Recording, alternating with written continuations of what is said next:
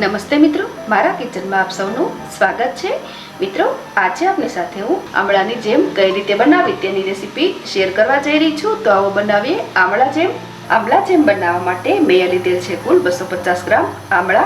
આ રેસીપી માટે હંમેશા સરસ ફ્રેશ અને મોટા તેમજ સેજ પીળાશ પડતા હોય તેવા આમળા ચૂઝ કરવાના। તો સૌપ્રથમ આપણે અહીંયા આમળાને બાફી લેવાના છે। તે માટે મેં એક પેનમાં પાણી લીધું છે અને પાણી સરસ ગરમ થઈ ગયું છે। સાઈડ में बबल्स पड़ता पण જોઈ શકાય છે। તો હવે તેમાં આમળા મૂકી દઈએ।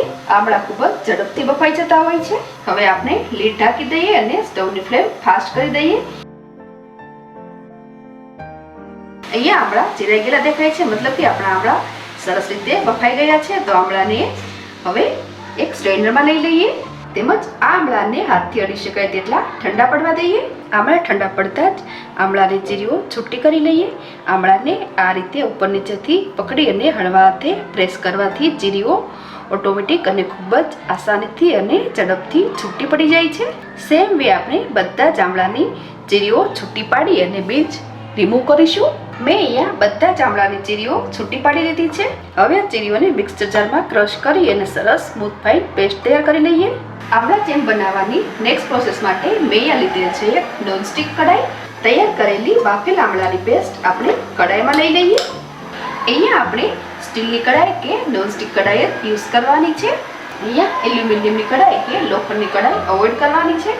મિત્રો, મેં અહીંયા કુલ 250 ગ્રામ આમળા લીધેલ છે, માટે 250 ગ્રામ આમળા સાથે હું અહીંયા 200 ગ્રામ ખાંડ લઉં છું, કારણ કે આમળામાંથી આપણે ઘણા સીડ્સ પણ રિમૂવ કરેલા હોય। સ્વાદ મુજબ ખાંડની ક્વોન્ટિટીમાં વધઘટ કરી શકાય। આપણે એડ કરેલ ખાંડ સરસ રીતે મેલ્ટ થઈ જાય, તેમજ ખાંડ મેલ્ટ થઈ ગયા બાદ ટેક્સચર સરસ ઘટ થાય ત્યાં સુધી આપણે કન્ટિન્યુઅસલી ચલાવતા રહી અને થવા દેવાનું છે। આપણા જેમની કન્સિસ્ટન્સી થોડી થીક દેખાય છે, પરંતુ અહીંયા આપણે હજુ થોડી વાર માટે ચડવા દેવાનું છે।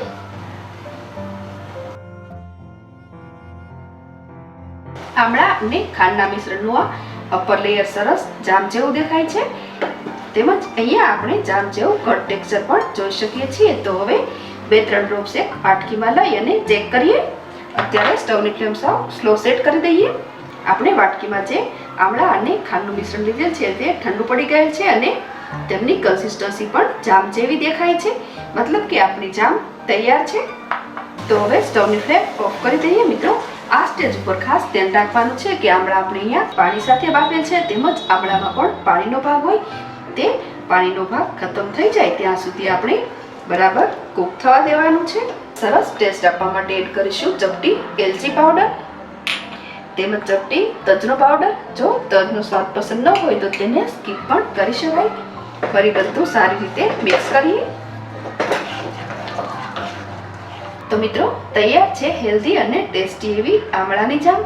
આ જામને સાફ એરટાઇટ કાચની બોટલમાં ભરી અને સ્ટોર કરી શકાય, તેમજ આ જામને ફ્રીજમાં રાખવાથી 6 થી 7 મહિના સુધી ખરાબ થતી નથી। મિત્રો, અત્યારે આમળાની સિઝન છે અને તમે આજે જ બનાવી લો। તેમજ જામ બનાવવાની મારી આ રેસીપી સારી લાગે તો લાઈક, શેર અને સબસ્ક્રાઇબ કરવાનું ભૂલશો નહીં। ફરી મળીશું નવી રેસીપી સાથે। Thanks for watching.